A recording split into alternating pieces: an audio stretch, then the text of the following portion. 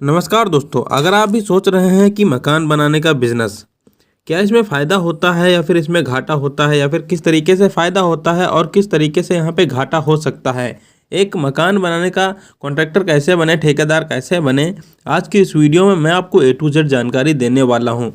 तो अगर आप एक कॉन्ट्रैक्टर बनना चाहते हैं, मकान बनाने के ठेकेदार बनना चाहते हैं, तो आज की इस वीडियो को ज़रूर से ज़रूर देखिएगा। चलिए आप ज़्यादा देर न करते हुए इस वीडियो को स्टार्ट कर लेते हैं। हेलो गाइस, मेरा नाम है अरुण पासवान और आप देख रहे हैं मास्टर ब्रेन। अब अगर आपको एजुकेशन से रिलेटेड वीडियो देखना पसंद है तो हमारी वीडियो को लाइक करके चैनल को सब्सक्राइब कर लीजिएगा और आने वाले बेल आइकन को भी दबा दीजिएगा, जिससे कि हमारे आने वाली नई वीडियो की नोटिफिकेशन आप तक सबसे पहले पहुँच सके। तो चलिए सबसे पहले तो हम बात करते हैं कि मकान बनाने का बिजनेस होता क्या है और किस तरीके से हम बिजनेस ये कर सकते हैं, क्या क्या चीज़ें होती हैं इसमें। तो लोगों को घर या फिर लोगों की दुकान, प्लाट, बिल्डिंग बनवाने का ठेका लेना, यही होता है मकान बनाने का बिजनेस या फिर ठेकेदार बनना। अब मजदूर इसमें लगाने पड़ते हैं, आपको मटेरियल सप्लाई आपको करवानी पड़ती है, कहाँ से माल लाना है, कितने रुपए में माल लाना है, ये सारा आपके अंडर में होता है। पूरा काम टाइम पर आपको पूरा करवाना होता है। आपको कोई भी काम अगर देता है ठेके पे तो वो आपको सारे पैसे दे देता है और वो एक टाइम देता है कि आपको इस टाइम में इतना काम करवा देना है, और वो जितने पैसे देता है उसी पैसे से आपको यहाँ पे मजदूर लगाने हैं, सारा मटेरियल लाना है, और उसमें जो पैसा बचता है या फिर आपको बचाना पड़ता है, उसमें जो पैसा बचता है वो आपका पैसा प्रॉफिट में निकल के आता है। चलिए आप बात कर लेते हैं क्या पढ़ाई इसमें ज़रूरी होती है। तो बहुत लोग सोचते हैं कि ठेकेदार बनने के लिए इंजीनियर होना ज़रूरी है। तो दोस्तों ऐसा बिल्कुल भी नहीं है।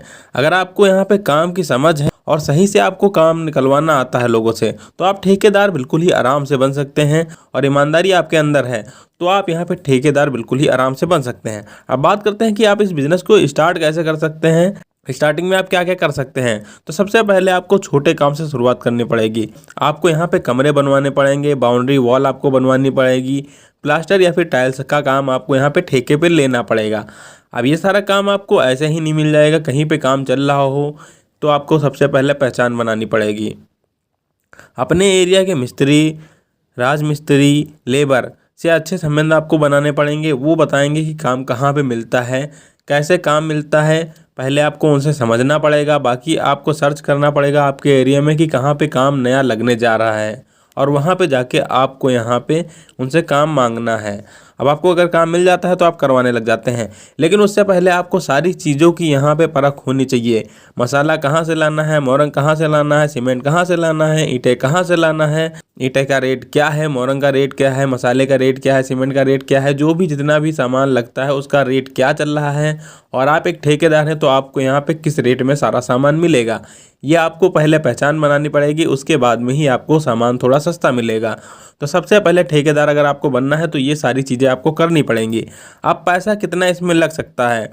तो दोस्तों इस बिज़नेस में ज़्यादा पैसे लगाने की ज़रूरत नहीं होती है। शुरुआत में आप 50 से 60 हज़ार रुपये लगा सकते हैं और इससे आप बिज़नेस स्टार्ट कर सकते हैं, क्योंकि ज़्यादातर पैसा ग्राहक का होता है, आपको सिर्फ यहाँ पे मैनेजमेंट करना होता है।